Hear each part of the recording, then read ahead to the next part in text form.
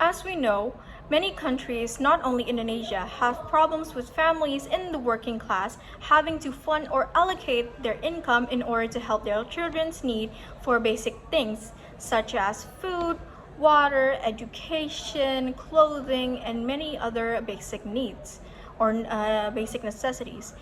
But also, every child deserves to be able to improve their talent or skill with the help of their very own parents. And we have seen this example many times before, especially in this country, not only in Indonesia specifically. Before I start, let me introduce myself. Assalamualaikum warahmatullahi wabarakatuh. My name is Annisa Subhan, representing the proposition side of the argument, and we also like to thank the honorable panels for the opportunity given to us today.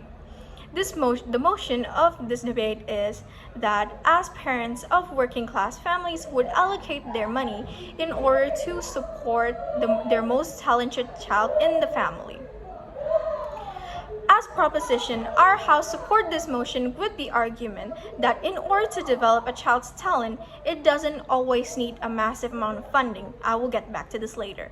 Example, for kids who have talent in singing or dancing, which usually comes naturally, can be taught for free by their school teachers or their parents themselves.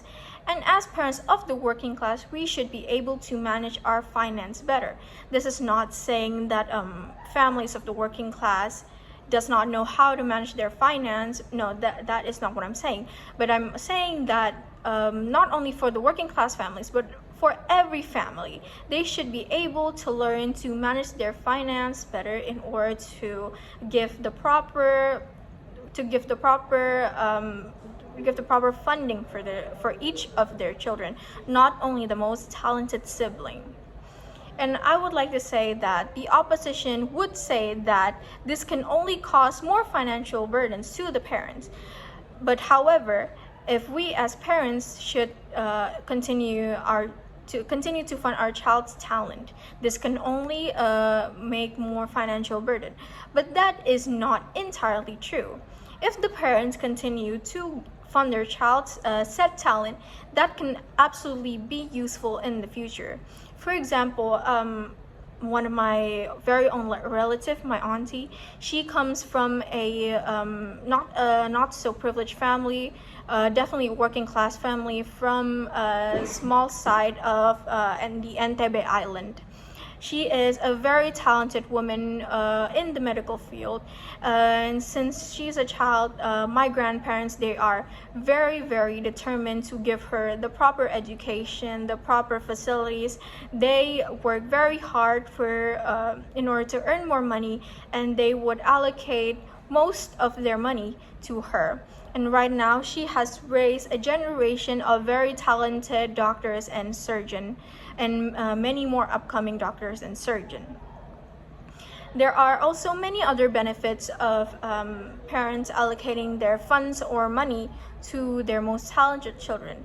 One of it is the impact for the entirety of the family, or even the entirety for the other generations of the family. This impact could be in a form of a better mindset. If the parents have already set a mindset that we as children should be focused on our talents, and the parents should be able to fund their children's talent, that is already a mindset itself. And that mindset could be passed down to future generations, raising many talented kids working in so many different fields. Can be medical, in the music industry, or many other things. And number two, I would also like to bring up the fact that these funding allocation does not only help the most talented child of the family. Being fair is not the same with being equal, and I would like to explain what that means. Most of the money do come for the most talented children, but that doesn't mean that all of the money are for the most talented children. For example, from my auntie's family, yes, my grandparents do give most of the financial help to my auntie, but not all of them. My grandparents also save more money, but less for my aunties, for her brothers and for her siblings. And these talents can pass down through a good job. For example, if the parent is a musician who has been raised from a generation of hardworking working class families, these jobs can be passed down to their children, who can grow up and apply jobs as a musician. And talent, as I said before, talent doesn't always require a massive amount of money, especially if those said talents come from a very natural place. These talents can also be for parents to invest in the most talented children, but not only in the talented children, but also for the other siblings, as being the great example, as being the example of the family. And then let's not forget that as parents,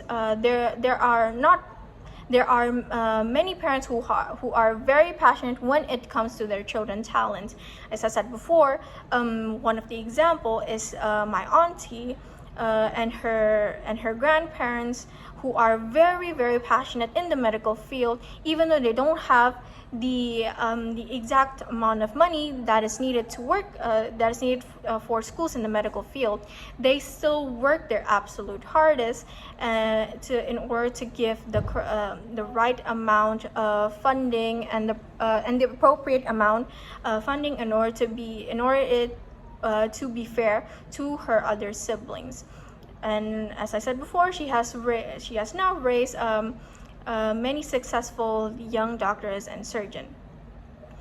And in conclusion, I would like to say that we as parents should allocate our finance to our children's talent. For the reasons that I've said before, one of the main ones is the impact. The impact comes in the form of a good mindset and a good job. Number 2, this could be a very good motivation, not only to their siblings, but as a story for the other generation of families to come in the future.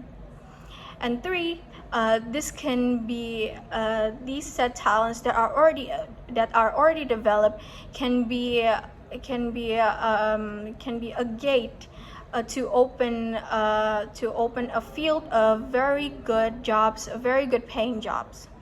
And once again, we would like to clarify that as the proposition, we support this motion of families of the working class allocating their finance to their most talented children. But this also means that they should be equal. Thank you.